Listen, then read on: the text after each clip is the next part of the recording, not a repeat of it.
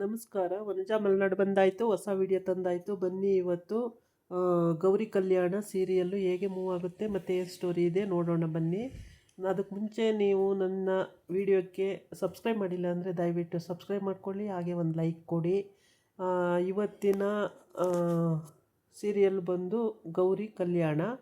ಅದು ಗೌರಿ ಅಕ್ಕನ ಕಿಡ್ನಾಪ್ ಮಾಡಿರೋದ್ರಿಂದ ಮದುವೆ ಇನ್ನೂ ಮುಗ್ದಿಲ್ಲ. ಆದರೆ ಅವಳು ಅನಿಕೇತ ಅಮ್ಮನ ಮಾತು ಕೇಳಿ ಗೌರಿ ಅಪ್ಪ ಪೂರ ತಲೆ ಕೆಟ್ಟೋಗ್ಬಿಟ್ಟಿದೆ. ಪಾಪ ತುಂಬ ನೊಂದ್ಕೋತಾ ಇದ್ದಾನೆ. ಅವಳು ಬಾಯಿಗೆ ಬಂದಂಗೆ ಬೈತಾ ಇದ್ದಾಳೆ, ಅಷ್ಟಿಷ್ಟು ಬೈತಾ ಇಲ್ಲ.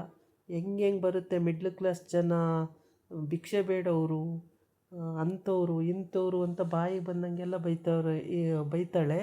ಅಷ್ಟು ಬೈದ್ರೂ ಪಾಪ ಅವರು ಎಲ್ಲರೂ ಅಷ್ಟು ನೋವು ತಿಂತಿದ್ದಾರೆ. ಹೇಗೆ ಮನೆಯಿಂದ ಎಸ್ಕೇಪ್ ಮಾಡಿದ್ರು ಅನ್ನೋದು, ಯಾರು ಮಾಡಿದ್ರು ಅನ್ನೋದು ಇನ್ನೂ ಗೊತ್ತಾಗಿಲ್ಲ. ಅಷ್ಟರೊಳಗೆ ಅಷ್ಟೊಂದು ರಾಮಾಯಣ ಮಾಡ್ತಿದ್ದಾಳೆ. ಮತ್ತು ಅವ್ರ ಅತ್ತಿಗೆ ಕೂಡ ಸುಮ್ಮನೆ ಇರು ಚಂಚಲ, ಸುಮ್ಮನೆ ಇರು ಅಂತ ಹೇಳ್ತಲೇ ಇದ್ರೂ ಕೂಡ ಬಾಯೇ ಮುಚ್ಚುತ್ತಾ ಇಲ್ಲ, ಬಾಯಿಗೆ ಬಂದಂಗೆ ಬೈತಾ ಇದ್ದಾಳೆ. ಅವರಿಗಂತೂ ಅಷ್ಟಿಷ್ಟಲ್ಲ, ಅಷ್ಟು ಬೈತಾ ಇದ್ದಾರೆ. ಇವರಿಗೆ ಅದೊಂಥರ ಚಾಳಿ ಆಗ್ಬಿಟ್ಟಿದೆ. ಮದುವೆ ದಿವಸನೇ ಕದ್ದು ಹೋಗೋದು, ಮದುವೆ ಎಣ್ಣೆ ನಾಪತ್ತೆ ಆಗೋದು ಇವ್ರಿಗೊಂಥರ ಚಾಳಿ ಆಗ್ಬಿಟ್ಟಿದೆ ಅಂತ. ಅಜ್ಜಿಗಂತೂ ತಲೆ ಕೆಟ್ಟೋಗ್ಬಿಟ್ಟಿದೆ. ಅಜ್ಜಿ ತಲೆ ಹಿಡ್ಕೊಂಡು ಸಿಡಿತಾ ಇದೆ ತಲೆ ಅಂತ. ಚಂಚಲ ಸುಮ್ಮನಿರು, ಮಾತಾಡಬೇಡ, ಇನ್ನೂ ಟೈಮ್ ಇದೆ, ಮಾತಾಡಬೇಡ, ಸುಮ್ಮನೆ ಇರು. ಗೌರಿ ಮತ್ತು ಹೋಗಿದಾರಲ್ಲ ಗೌರಿ ಗಂಡ ಹುಡ್ಕೊಂಡು ಬರ್ತಾರೆ, ಸುಮ್ಮನಿರು ಅಂತ ಎಷ್ಟು ಹೇಳಿದ್ರು ಕೇಳ್ತಾನೆ ಇಲ್ಲ ಅವಳು. ಬಾಯಿಗೆ ಬಂದಂಗೆ ಬೈತಾಳೆ, ಬೈಯೋದೇ ಒಂದು. ಆಮೇಲೆ ಅದನ್ನು ಕೇಳಿ ಗೌರಿ ಅಪ್ಪಂಗಂತೂ ಭಾಳ ಹಿಂಸೆ ಆಗಿ ಅವನು ಗೊಳೋ ಅಂತ ಅಳ್ತಾನೆ. ಅಳ್ತಾ ಇರೋದು ನೋಡೋಕ್ಕಾಗಲ್ಲ ಪಾಪ. ಎಂಥವ್ರಿಗೂ ಹೆಣ್ಣೆತ್ತವರಿಗೆ ಭಾಳ ನೋವಾಗುತ್ತೆ. ಆ ಥರ ಮಾಡಬಾರ್ದು. ಬಡವರು ಅಂತ ಯಾಕೆ ಟೀಸ್ ಮಾಡೋದು? ಎಲ್ಲರೂ ಅವ್ರ ಅನ್ನ ಬಟ್ಟೆಗೆ ಅವ್ರು ನೇರವಾಗೇ ಇರ್ತಾರೆ. ಆ ಥರ ಎಲ್ಲ ಅಂದುಬಿಟ್ರೆ ಅವ್ರು ಏನು ಮಾಡಬೇಕು ಪಾಪ. ಆಮೇಲೆ ಅವರ ಅಣ್ಣ ಕೂಡ ಬೈತಾನೆ, ಚಂಚಲನ ಅಣ್ಣ ಕೂಡ ಎದ್ದು ನಿಂತ್ಕೊಂಡು, ನೀನು ಯಾಕೆ ಸುಮ್ಮನಿರಲ್ಲ ಚಂಚಲ, ಬಾಯಿ ಮುಚ್ಚು, ನೀನು ಮಾತಾಡಬೇಡ ಅಂತೇಳಿ. ಆಮೇಲೆ ವಿವೇಕ ಅವಳು ಹಂಗಲ್ಲ ಅಣ್ಣ, ಇವ್ರು ಚಾಳಿನೇ ಆ ಥರದ್ದು ಅಂತ ಹೇಳ್ಕೊಂಡು ರೂಮಿಗೆ ಹೋಗ್ತಾಳೆ. ಆವಾಗ ಅನಿಕೇತ ಕೊಟ್ಟ ಅವ್ರ ಅಮ್ಮನ ಜೊತೆ ಹಿಂದೆನೇ ಹೋಗ್ಬಿಟ್ಟು ಅಲ್ಲಿ ಏನು ಪ್ಲ್ಯಾನ್ ಮಾಡಿದೀಯಾ ಹಾಗೆ ಹೀಗೆ ಅಂತೆಲ್ಲ ಕೇಳ್ತಾಳೆ. ಅದು ನಾನು ಮಾಡಿದ್ದೀನಿ, ಸುಮ್ಮನಿರು, ನಿಂಗೆ ಗೊತ್ತಿಲ್ಲ ಅಮ್ಮ ಅಂತಾನೆ. ಏನು ಮಾಡಿದೀಯ ಹೇಳ್ಬಿಡು ಫಸ್ಟೇ ಅಂತ ಎಲ್ಲ ಹೇಳ್ತಾನೆ. ಹೌದಾ, ಹಂಗಾದರೆ ನಾವು ಸೇಫ್ ತಾನೇ, ಸಿಕ್ಕಾಕೊಂಡ್ರೂ ತೊಂದರೆ ಇಲ್ಲ ಅಲ್ವಾ ಅಂತ ಹೇಳ್ತಾನೆ. ಇಲ್ಲ ಸಿಕ್ಕಾಕೊಂಡ್ರೆ ಏನು ತೊಂದರೆ ಇಲ್ಲ, ನೀನೇನು ಇದು ಮಾಡ್ಕೋಬೇಡ ಅಂತ ಹೇಳ್ತಾನೆ. ಫಸ್ಟೇ ಅವ್ನು ತಾಳಿ ಕಟ್ಬಿಡ್ತಾನೆ. ಆವಾಗ ಏನು ತೊಂದರೆ ಇಲ್ಲ, ಮತ್ತು ಸಿಕ್ಕಾಕೊಂಡು ನಮ್ಮ ಹೆಸರು ಬರಬಾರ್ದಲ್ಲಿ ಅಂತ ಹೇಳ್ಬಿಟ್ಟಿದ್ದೀನಿ ನಾನು. ಅವ್ರಿಗೆ ತುಂಬ ದುಡ್ಡು ಕೊಟ್ಟಿದ್ದೀನಿ, ಅವರು ಈ ಕಡೆ ಬರೋದಿಲ್ಲ ಬಿಡಮ್ಮ ಅಂತ ಹೇಳ್ತಾನೆ. ಈ ಕಡೆ ಗೌರಿ ಅಜ್ಜಿ, ಗೌರಿ ಅಮ್ಮ, ಗೌರಿ ಅಪ್ಪ, ಗೌರಿ ದೊಡ್ಡಮ್ಮ ಎಲ್ಲ ಗೊಳೋ ಅಂತ ಅಳ್ತಾವ್ರೆ. ತಂಗಿ ಮತ್ತು ಗೌರಿ ಮೈದಾ ಇಬ್ಬರು ಇನ್ನೊಂದು ಕಡೆ ಹುಡ್ಕೊಂಡು ಹೋಗವ್ರೆ. ಅವ್ರಿಗೂ ಇನ್ನೂ ಸಿಕ್ಕಿಲ್ಲ. ಅವರು ಒಂದು ಕಡೆ ಹುಡುಕ್ತಾ ಇದ್ದಾರೆ, ಇವರು ಒಂದು ಕಡೆ ಹುಡುಕ್ತಿದ್ದಾರೆ. ಆದರೆ ಗೌರಿ ಐಡಿಯಾ ಉಪಯೋಗಿಸಿ ಹೇಳ್ತಾಳೆ, ಅವನು ಜ್ಯೂಸ್ ತರ್ತಾ ಇರಬೇಕಾದ್ರೆ, ನೆನ್ನೆ ದಿನ ಜ್ಯೂಸ್ ತರ್ತಾ ಇರ್ಬೇಕಾದ್ರೆ ಅವನೇನೋ ಹೇಳ್ಕೊಂಡು ಹೋಗ್ತಾನೆ ಫೋನಲ್ಲಿ, ಯಾವುದೋ ಹಾಳು ಮಂಟಪ ಇದೆ ಅಲ್ಲಿ ಇಲ್ಲಿ ಅಂತೇಳಿ. ಪೊಲೀಸ್ ಕರೆಕ್ಟಾಗಿ ಟ್ರೇಸ್ ಮಾಡಿ ಕರೆಕ್ಟಾಗಿ ಅಲ್ಲಿ ಹಿಡಿತಾರೆ. ನೋಡಿ, ಇಂಥ ಪ್ಲೇಸಲ್ಲೇ ಇದ್ದಾರೆ ಅಂತ ಹೇಳ್ತಾರೆ ಅವರು.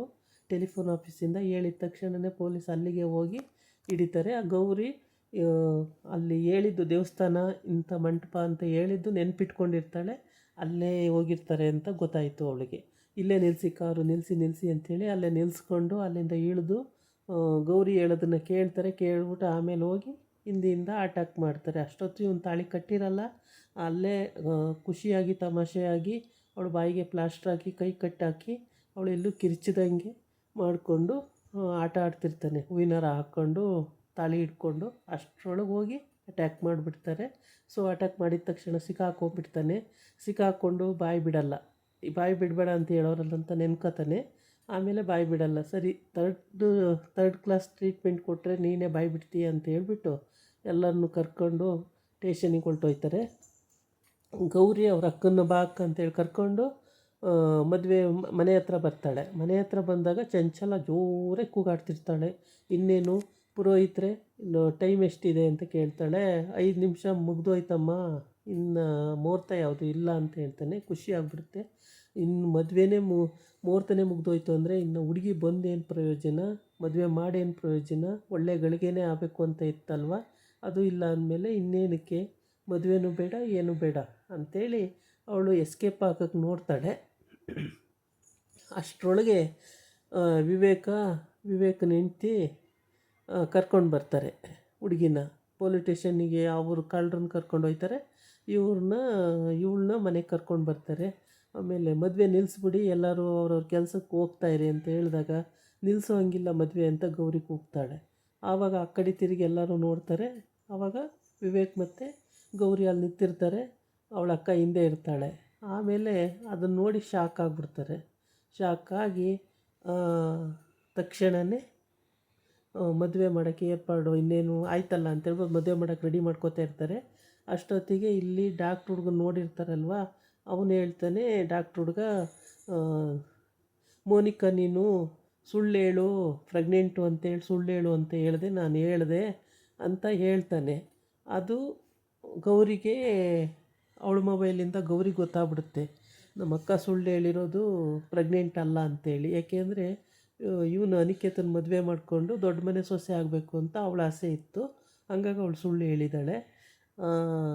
ಇದು ಈ ಸ್ಟೋರಿ.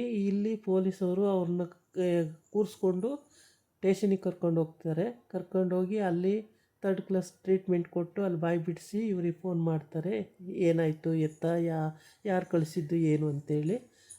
ನನ್ನ ಅನಿಸಿಕೆ ಪ್ರಕಾರ ಅನಿಕೇತು ಮತ್ತು ಅವರಮ್ಮ ಜೈಲು ಕಂಬಿ ಎಣಿಸ್ಬೋದು ಅನಿಸುತ್ತೆ, ಅಥವಾ ಏನಾದರೂ ಅವ್ರ ಮನೆಯವರು ತುಂಬ ಜೋರಿರೋದ್ರಿಂದ, ತುಂಬ ಶ್ರೀಮಂತರಾಗಿರೋದ್ರಿಂದ ಏನಾದರೂ ಒಂದು ಮಾಡಿ ಬಿಡಿಸ್ಬೋದು, ಹೇಳೋಕ್ಕಾಗಲ್ಲ.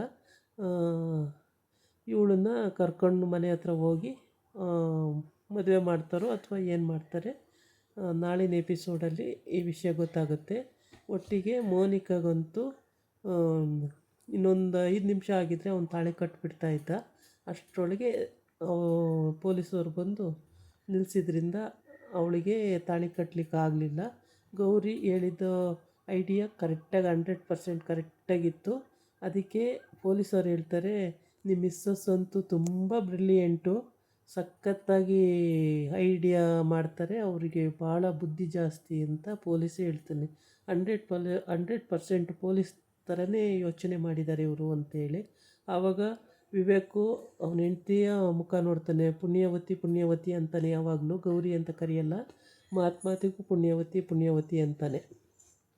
ಆದರೆ ಮತ್ತೆ ಅವಳು ಎದುರುಗಡೆ ಬಂದರೆ ಮಾತ್ರ ಟೀಸ್ ಮಾಡೋದು ತಪ್ಪಲ್ಲ, ಎಲ್ಲ ವಿಷಯಕ್ಕೂ ಟೀಸ್ ಮಾಡ್ತಾಯಿರ್ತಾನೆ ಇಲ್ಲಿವರೆಗೆ. ಇನ್ನು ಮುಂದೆ ಹೆಂಗೆ ಮಾಡ್ತಾನೆ ನೋಡಬೇಕು.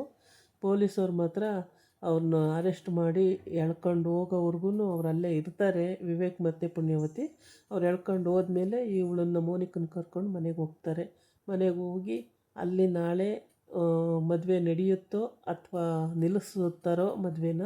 ಈ ಡಾಕ್ಟ್ರದ್ದು ಫೋನ್ ಬೇರೆ ಬಂದಿದೆಯಲ್ಲ, ಸುಳ್ಳು ಹೇಳಿ ಪ್ರೆಗ್ನೆಂಟು ಅಂತ ಸುಳ್ಳು ಹೇಳಿರೋದು, ಅದೇನಾರ ಸುಳ್ಳು ಅಂತ ಆದರೆ ಮದುವೆ ಮಾಡಲ್ಲ ಅಂತ ಕಾಣುತ್ತೆ. ಬೇರೆಯವ್ರಿಗೆ ಮದುವೆ ಮಾಡ್ಬೋದು, ಇವನಿಗೆ ಮದುವೆ ಮಾಡಿದ್ರೆ ವೇಸ್ಟೇ. ಇವನು ಭಾಳ ಹಿಂಸೆ ಕೊಡ್ತಾನೆ. ಇವನು ಮತ್ತು ಇವನಮ್ಮ ಇವ್ರನ್ನ ಹುಡುಗಿನ ಬದುಕಕ್ಕೆ ಬಿಡಲ್ಲ ಅನಿಸುತ್ತೆ ನನ್ನ ಅನಿಸಿಕೆ ಪ್ರಕಾರ. ಇವ್ರು ಯಾವ ಕಾರಣಕ್ಕೂ ತಿದ್ಕೊಳ್ಳೋ ಅಂಥ ಜನ ಅಲ್ಲ. ಇವ್ರಿಗೆ ಮದುವೆ ಮಾಡದಿರೋದೇ ಒಳ್ಳೆಯದು ಅಂತ ನನ್ನ ಭಾವನೆ. ಆ ಥರ ಇದೆ. ಮುಂದೆ ನೋಡಬೇಕು ನಾಳಿನ ಎಪಿಸೋಡಲ್ಲಿ ಯಾವ ರೀತಿ ಬರುತ್ತೆ, ಮದುವೆ ಮಾಡ್ತಾರೋ ಅಥವಾ ಇಲ್ವೋ ಅನ್ನೋದನ್ನು ಕಾದು ನೋಡಬೇಕಾಗತ್ತೆ. ಇಲ್ಲಂತೂ ಅವಳಿಗೆ ಅಲ್ಲಿ ಬೇರೆ ಅವನು ಸುಳ್ಳು ಹೇಳಿ ಅನಿಕೇತ ಅಲ್ಲಿ ಕರ್ಕೊಂಡೋಗಿ ಹೋಟೆಲಲ್ಲಿ ಇಟ್ಕೊಂಡು ಅಲ್ಲೊಂದು 4 ದಿನ ಅಲ್ಲಿ ಇಟ್ಕೊಂಡಿದ್ದ. ಈಗ ಇಲ್ಲಿ ಎಳ್ಕೊಂಡು ಬಂದು ಇಲ್ಲೊಂದು 2 ದಿನ ಇಲ್ಲಿ ಇವರು ಬಾಯಿಗೆಲ್ಲ ಪ್ಲಾಸ್ಟರ್ ಹಾಕಿ ಹೂವಿನಾರ ಹಾಕೋದಂತೆ, ಅವಳಿಗೆ ಹಿಂಸೆ ಕೊಡೋದಂತೆ, ಅವಳಿಗೆ ಕೈಕಾಲು ಕಟ್ಟಾಕೋದಂತೆ, ಹಿಂಗೆಲ್ಲ ಮಾಡಿದ್ದಾರೆ. ಪಾಪ ಅವಳು ನೊಂದಿದ್ದಾಳೆ ಪ್ರತಿಯೊಂದು ವಿಷಯದಲ್ಲೂ. ಎಲ್ಲ ಹಿಂಗೆ ಹೇಳ್ದ ಅಲ್ಲಿ ಅನಿಕೇತು ಮದುವೆ ಮಂಟಪದಿಂದ ಬಂದುಬಿಡು, ನನ್ನ ಜೊತೆಯ ನಿನ್ನ ಚೆನ್ನಾಗಿ ನೋಡ್ಕೋತೀನಿ ಹಂಗೆ ಹಿಂಗೆ ಅಂತ ಅಲ್ಲಿ ಸುಳ್ಳು ಹೇಳ್ದ. ಅದನ್ನು ನಂಬ್ಕೊಂಡು ಅವಳು ಅಲ್ಲಿ ಹೋದ್ಲು. ಇದಾಗಿತ್ತು ಇವತ್ತಿನ ವಿಡಿಯೋ. ನಾಳೆ ಇನ್ನೊಂದು ವಿಡಿಯೋ ಜೊತೆ ಬರ್ತೀನಿ. ನಮಸ್ಕಾರ.